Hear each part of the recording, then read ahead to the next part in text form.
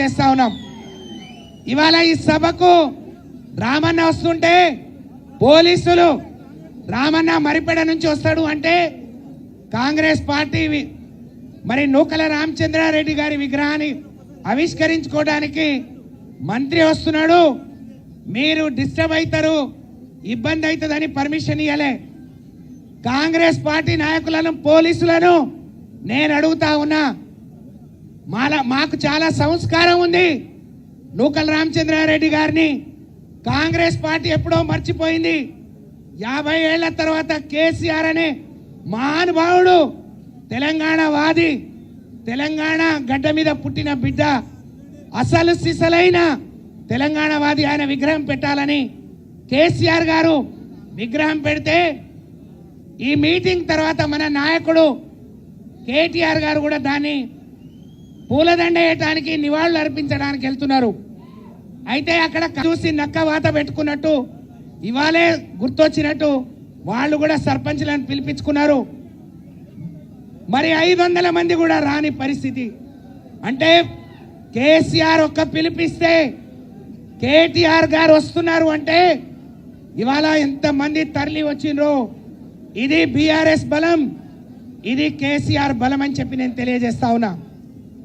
గెలిచింది తక్కువ కావచ్చు, కానీ కార్యకర్తలు నాయకులు ప్రాణాలు అడ్డు పెట్టి శక్తి కూడా తీసుకొని విరోచితంగా గ్రామాల్లో పోరాడినన్నా. ఇవాళ ఈ జిల్లాలో 400 గ్రామ పంచాయతీలు ఉన్నాయి. 400లో 200 గ్రామ పంచాయతీలు కేసీఆర్ గారి ఆశీర్వాదంతో ఆ రోజు మీరు పంచాయతీరాజ్ శాఖ మంత్రిగా ఉన్నప్పుడు 200 గ్రామాలు, తండాలు, గూడాలు గ్రామ పంచాయతీలుగా ఏర్పడ్డాయి. ఇవాళ కేసీఆర్ గారి ప్రేమతో ఏర్పడ్డ ఈ మానుకోట జిల్లా, కేసీఆర్ గారి ఆశీర్వాదంతో, రామన్న సహకారంతో అన్ని రంగాల్లో అభివృద్ధి చెందింది ఈ జిల్లా. ఇవాళ తండాలు గ్రామ పంచాయతీలు అయినా, ఈ మానుకోట జిల్లా కేంద్రంగా ఉన్న ఈ జిల్లాకు medical college, engineering college, nursing college ఇవన్నీ వచ్చినాయంటే కేసీఆర్ గారి ప్రేమతో, రామన్న సహకారంతో మేము అహర్నిశలు పేదవాళ్ల కోసం పాటలు పడ్డాం. ఈ జిల్లాని ఇట్లా తీసుకొచ్చినాం. కానీ 2 ఏళ్లుగా ఈ జిల్లాలో ఒక సమీక్ష లేదు, ఒక అభివృద్ధి లేదు. కేవలం మరి అధికారాన్ని అడ్డు పెట్టుకొని, అధికారులను అడ్డు పెట్టుకొని మన మీద ఇబ్బంది పెట్టి మన మీద జులుం చేసే పరిస్థితే ఉంది. చాలా మంది పెద్దలు అన్నారు, అనేక హామీలు, అనేక తప్పుడు వాగ్దానాలు ఇచ్చి అధికారంలోకి వచ్చిన కాంగ్రెస్ పార్టీకి గ్రామ పంచాయతీ ఎన్నికల్లో గుయ్యమనిపించిండ్రు.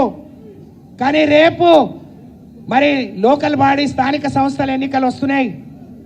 అందులో కర్రు కాల్చి వాత పెట్టాలి. కారు గుర్తు వస్తుంది, కేసీఆర్ గారు వస్తున్నారు అన్నా. మీరు నెల ముందు వచ్చి ఉంటే, ఒక్క నెల ముందు ఇదే నవంబర్ 27వ తారీఖు ఇక్కడే మీటింగ్ జరిగి ఉంటే మరి ఈ నంబరు రివర్స్ అయ్యేదన్నా.